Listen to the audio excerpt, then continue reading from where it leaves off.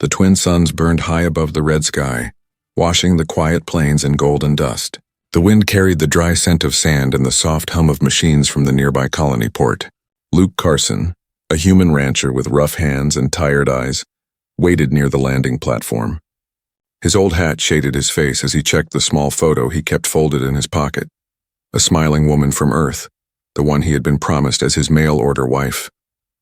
After years of working alone on this faraway planet, he thought maybe life was finally giving him a bit of peace. The ship was late. He kicked at the dirt and sighed, wondering if this was another delay or another disappointment. The galaxy was full of tricks, and he had learned not to trust much. But still a part of him hoped for a soft voice in his empty home. Someone who would share coffee at dawn and laughter at night. At last, a small shuttle came gliding down through the heat waves, its engines whirring like insects. Dust swirled around as it touched the ground. A few settlers gathered nearby, whispering and pointing. Luke straightened his jacket, wiped his palms, and stepped forward. The ship's hatch hissed open, but the first thing he saw wasn't a wedding dress or a smile. It was a gun. A tall figure walked out slowly, boots crunching against the metal ramp. It was a woman, but not the one he expected. Her skin held a faint shimmer like silver dust under sunlight, and her eyes glowed pale blue. 2 small scars crossed her cheek, and a long black coat flapped behind her. A blaster hung low at her side, worn but well kept. The crowd fell silent. Someone whispered, "That's no bride. That's an off-worlder." Luke's breath caught. He took a cautious step back. "Ma'am, I think there's been a mistake," he said carefully.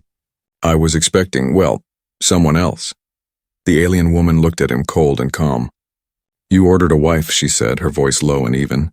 "You got me instead." The sheriff, a heavy man with a rusted badge, moved his hand toward his weapon. "Now hold on," he said. "Who are you, lady? You don't belong on this manifest." She turned her head slightly, her glowing eyes sharp as knives. "No," she replied, "I don't belong anywhere." The wind grew stronger, lifting sand around them.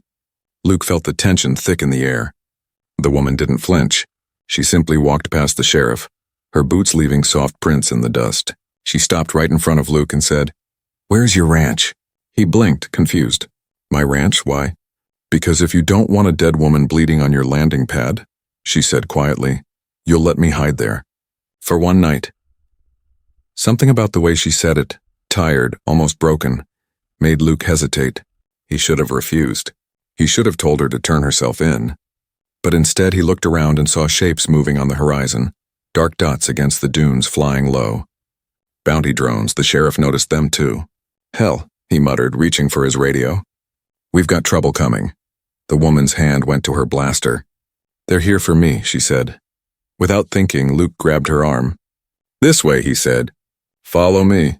They ran behind the cargo depot, sand whipping their faces. The whine of engines grew louder. Red lights scanned the ground, searching. Luke pushed open the back gate to his transport skimmer. "Get in." She climbed in without a word.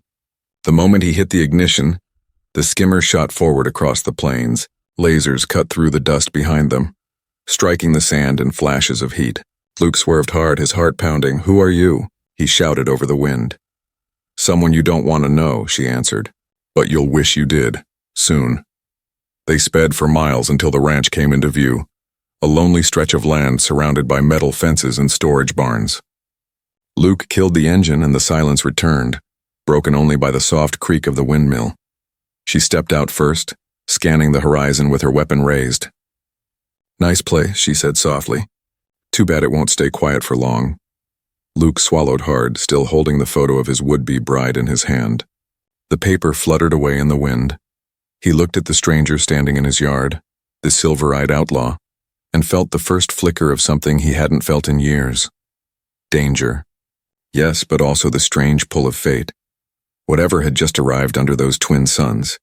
It wasn't the wife he ordered. It was the storm he didn't know he needed.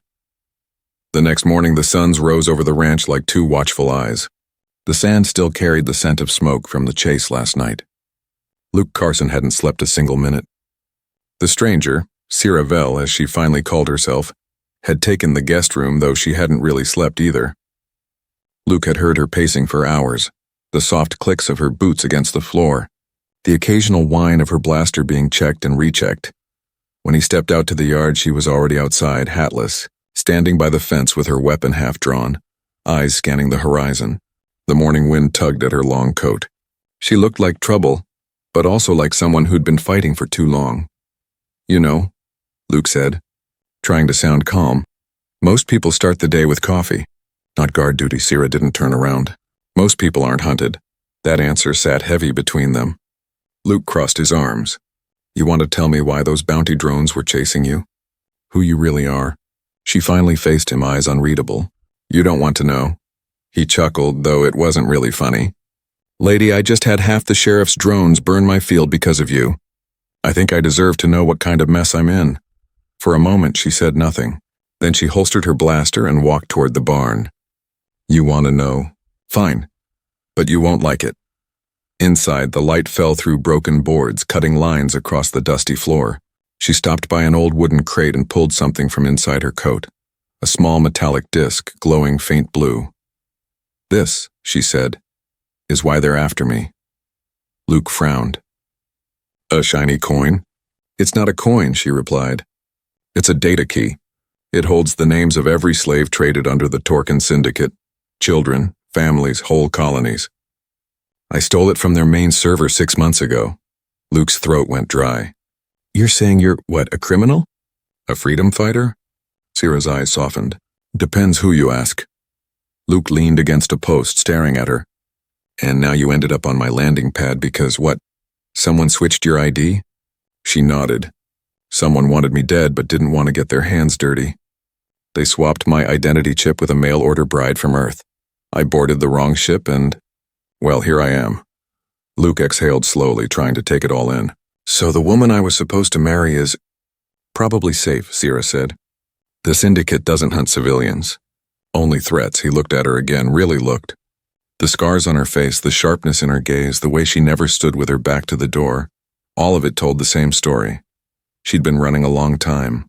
"So what now?" he asked. "You plan to keep hiding here?" Sierra shrugged. "Until the skies are clear. I'll work for it. I can handle repairs, fences, herding bots.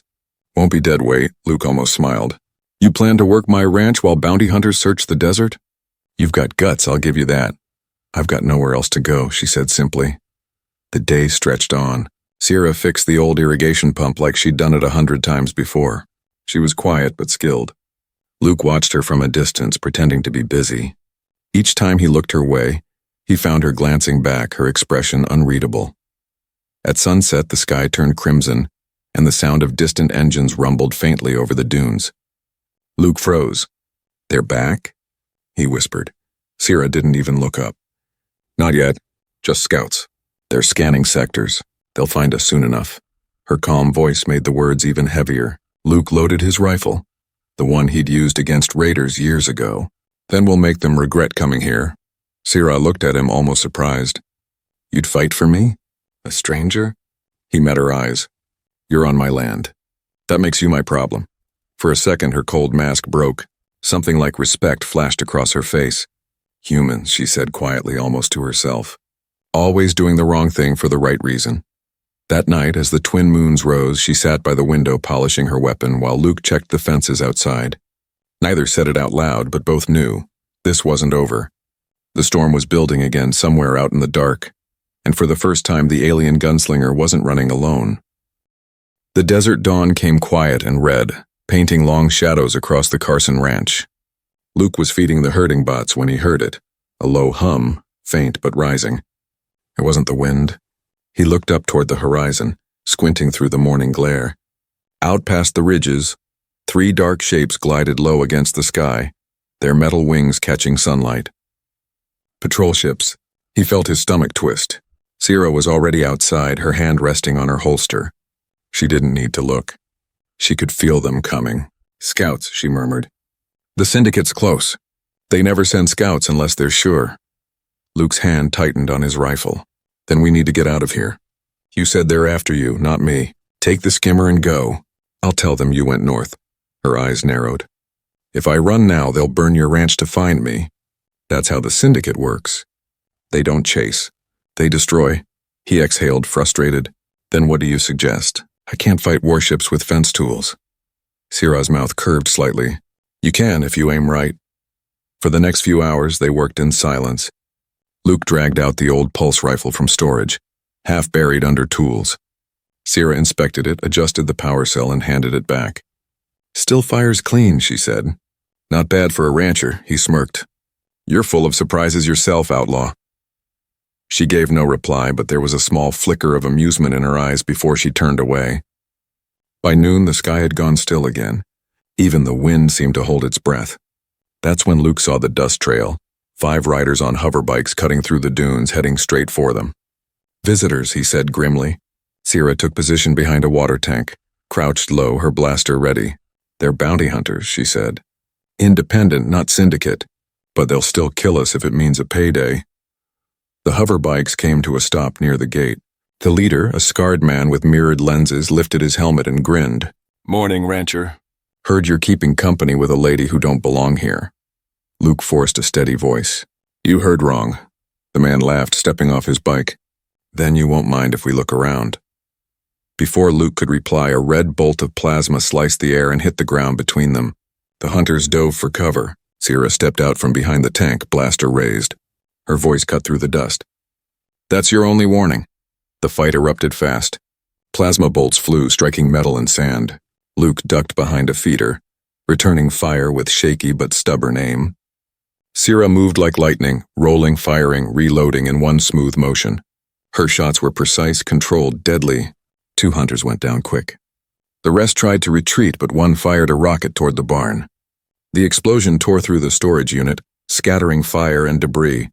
Luke's heart dropped as the flames spread toward the fuel drums. He ran for the water pump, pulling the lever while Sirah covered him. I said they'd burn my ranch, he shouted.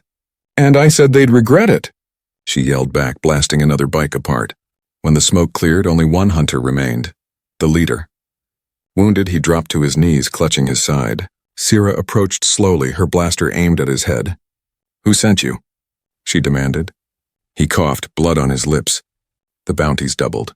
Whole quadrant knows your name now, gunslinger. Sirah's jaw tightened. Then tell them this. Come for me again and they'll find nothing but ashes. She fired once.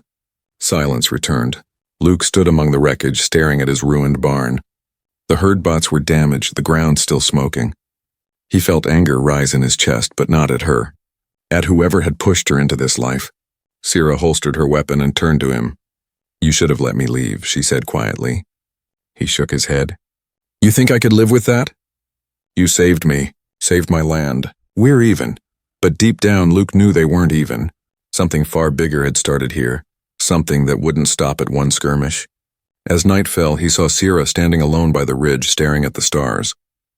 He thought he heard her whisper a name, a man's name, into the wind. He didn't ask who. He just knew that whatever haunted her wasn't finished yet. And neither was this war. Night fell heavy across the desert, the air cool and full of the smell of burned metal. The fire crackled outside the ranch house, throwing long orange shadows on the sand. Luke sat on one side, his rifle across his knees. Sirah sat opposite him, her coat dark and torn, her face lit by the glow. Neither spoke for a long time. The silence between them wasn't empty.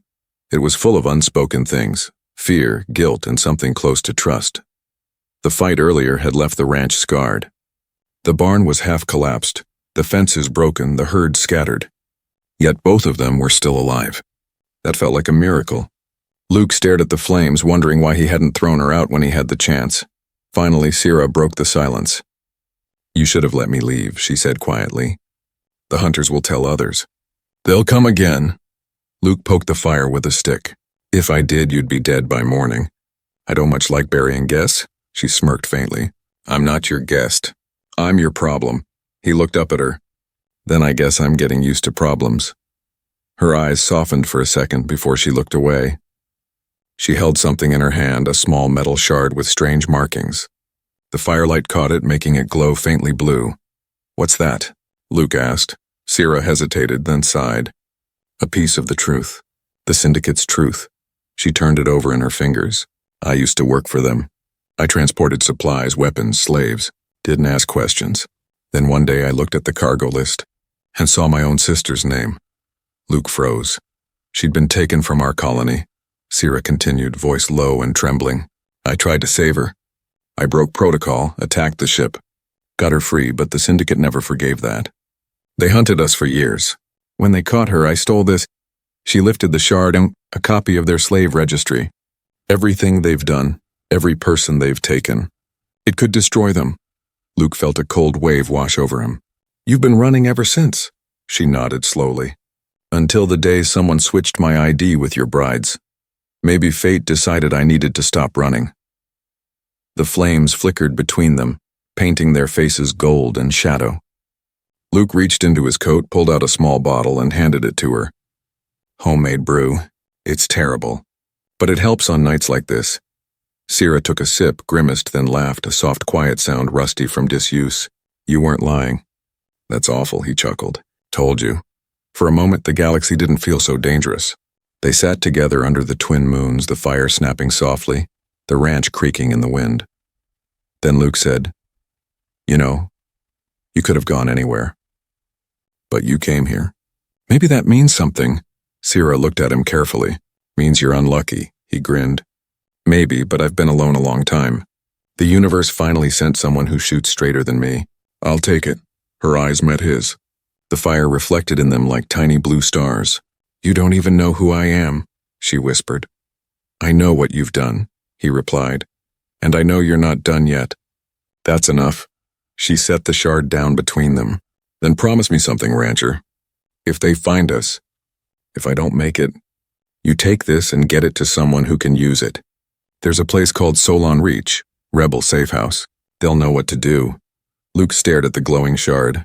You're not dying on my land, he said firmly. Not while I'm breathing. Sierra smiled, a real smile this time, small and tired. You humans, she said softly. Always fighting the impossible, he shrugged. Someone has to. The wind rose again, scattering embers into the night. Somewhere out there, the Syndicate's ships prowled the sky, hunting for their lost outlaw. But for now, there was peace.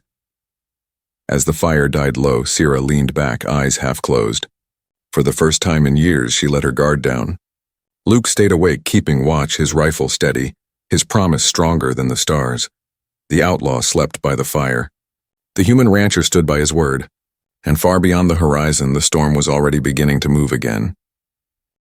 The next morning, the suns rose blood-red, heavy with dust. The air felt wrong, too quiet, too still. Even the desert birds were gone. Luke woke before dawn and stepped out to the porch, rifle slung over his shoulder. The smell of burnt wood still clung to the ranch. His land looked wounded. Fences down, fields scorched, the barn still smoking. Inside, Sierra was already awake, checking her weapons, movements sharp and quick. She looked different that morning. The calm in her eyes was gone. Something colder had taken its place. They're coming, she said before he could speak. Luke frowned. How do you know? She tapped the small comm device she carried. Intercepted a signal at sunrise. It's not hunters this time. It's them. The Syndicate. Luke felt the ground drop under his feet. How many? Too many, she said. 3 ships, maybe 4. And they're not just here for me. They'll burn everything between here and the next settlement. Luke tightened his jaw. Then we make them regret landing. Sierra gave a dry smile. That's a human thing to say. They spent the next hour preparing.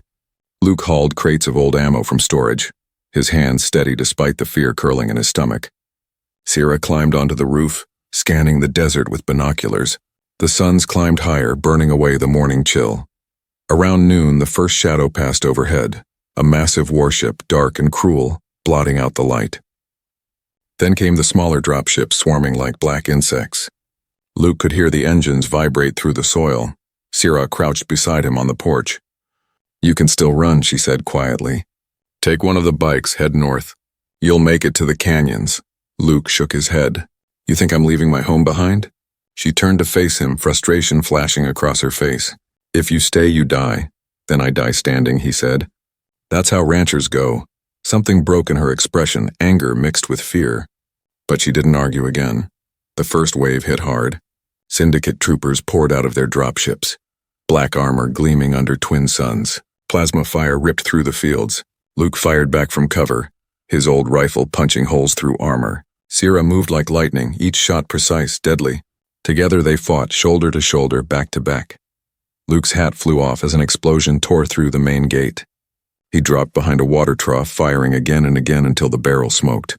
"On your left," Sira shouted.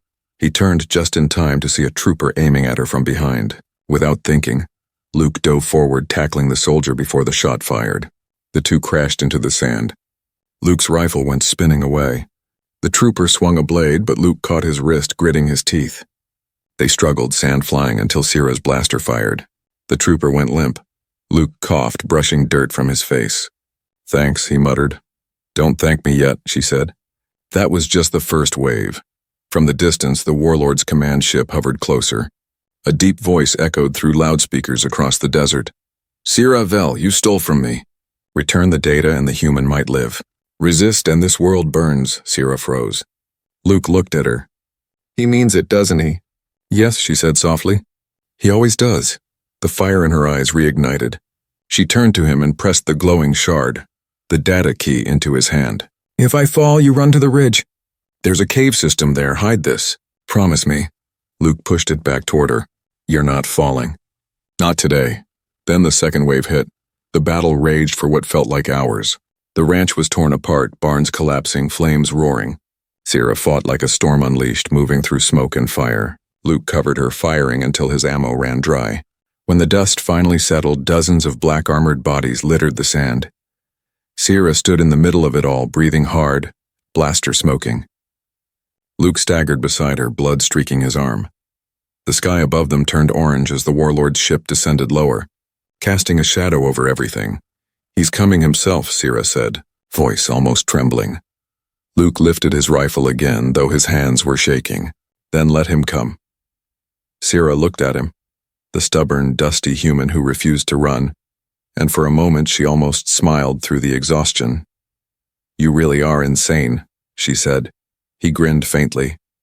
"Takes one to know one." And as the massive ship lowered over the burning ranch, both of them stood side by side, ready for the fight that would decide not just their fates, but the fate of everyone who still believed freedom was worth dying for. Smoke rolled across the desert like a living thing, black and heavy, curling around the broken fences of the ranch. The twin suns hung low now, blood orange against the sky. Luke's home was almost gone. Barn reduced to ash, animals scattered, machines twisted and melted. And overhead, the warlord's ship loomed like a dark god. Sira stood beside Luke, her armor scorched, her blaster down to its last charge. "They'll come again," she said quietly. "This time the warlord won't send soldiers. He'll come himself." Luke spat blood and wiped his mouth. "Good. Saves us the trouble of chasing him." She stared at him, a strange expression in her eyes, half admiration, half sorrow. "You can still leave," she said. "The ridge tunnels go deep. They'll never find you there." He shook his head, reloading the last of his shells. "I built this place with my hands. If I die, I die on it." Sira looked at him for a long moment, then nodded. "Then we make our stand together." They retreated to Copper Ridge, a high line of stone cliffs that overlooked the valley. From up there, the view stretched for miles, burning sand, broken ships, black smoke rising like scars. It looked like the end of the world. Luke set up his rifle on a fallen beam, steadying his aim. Sira crouched beside him, adjusting a small device she had hidden in her coat, a sphere that pulsed faint blue. "What's that?" he asked. "Insurance," she said. "Something I stole from the Syndicate labs. A crystal core. It scrambles energy signatures for 1 minute, no more. But 1 minute might be enough." He raised an eyebrow. "Enough for what?" "Enough to make them blind," she replied. "And maybe, just maybe, win." The ground trembled as the warlord's forces advanced again, dozens of troopers, armored crawlers, drones hovering in formation. Behind them, the warlord himself descended in a shuttle of polished black metal. He was massive, his skin pale and lined like cracked stone, his armor dripping with silver etchings of conquered worlds. "Sira Vel," his voice boomed through the speakers. "The human stands with you, then he dies with you." Sira stood tall atop the ridge, her coat whipping in the wind. "You've chased me across 10 systems, Varric," she shouted.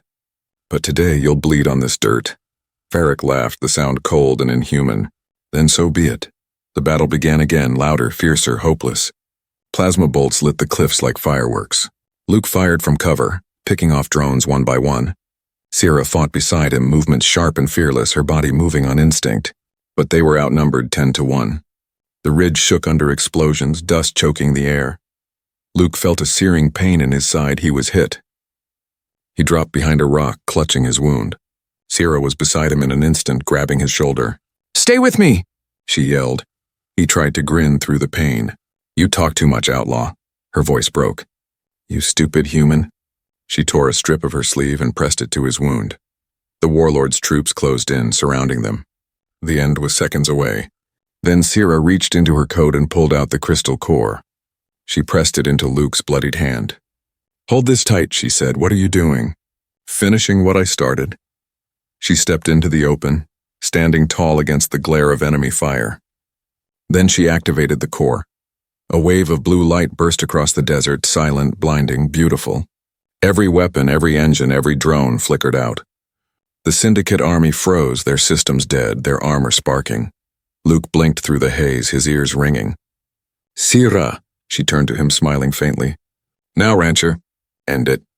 Luke aimed his rifle with shaking hands and fired the last round straight at the crystal buried in the warlord's chest plate. The shot hit. The explosion tore through the ridge, throwing sand and fire into the air. When the dust finally cleared, the Syndicate soldiers were gone, scattered or dead. The warlord's ship burned like a falling star in the distance. Sierra stumbled toward Luke, her coat torn, her face pale. "Told you," she whispered, collapsing beside him. 1 minute was enough. Luke caught her before she fell, holding her close as the first stars appeared overhead. The desert was quiet again, broken, but free. And though the human rancher's home lay in ruins, Copper Ridge would forever remember the day one human and one outlaw stood against an empire, and won. The storm had finally passed. The sky was no longer red with fire, but soft with dust and faint blue light. The twin suns hung low, one nearly swallowed by the horizon. Smoke curled lazily from the wreckage scattered across Copper Ridge. The battlefield was quiet. Too quiet. Only the wind carried the sound of what had been.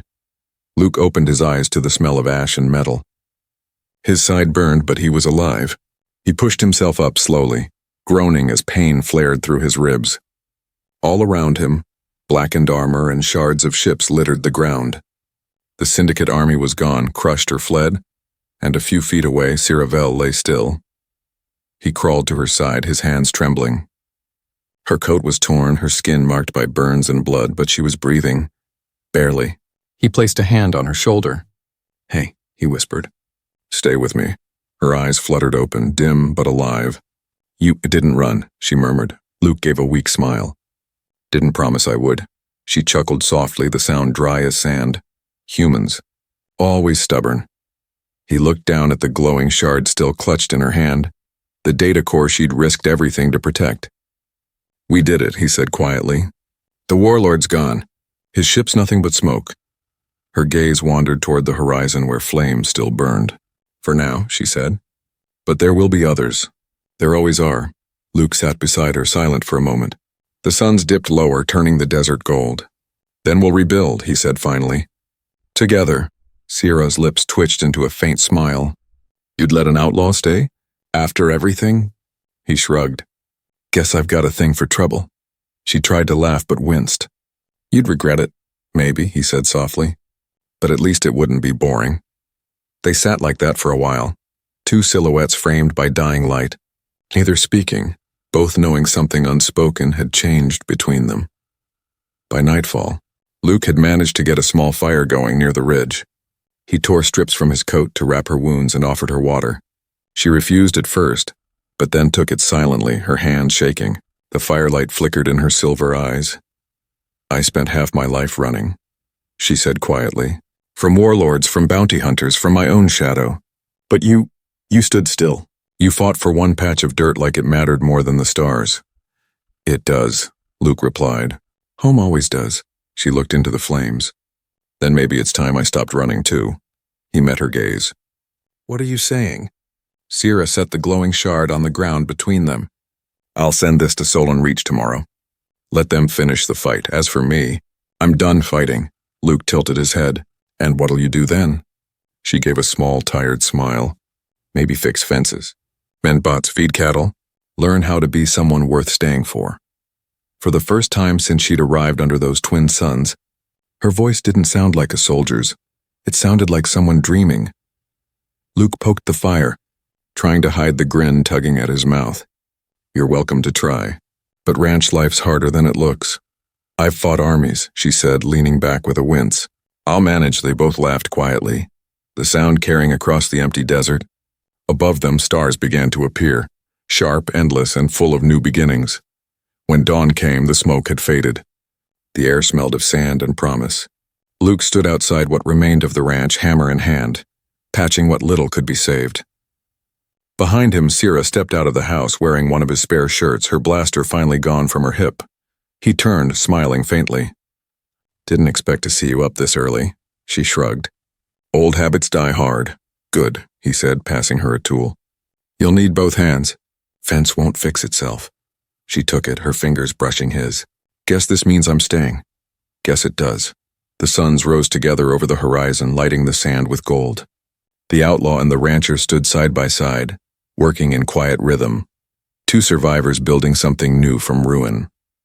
And for the first time in years, Sierra wasn't running toward freedom. She had already found it,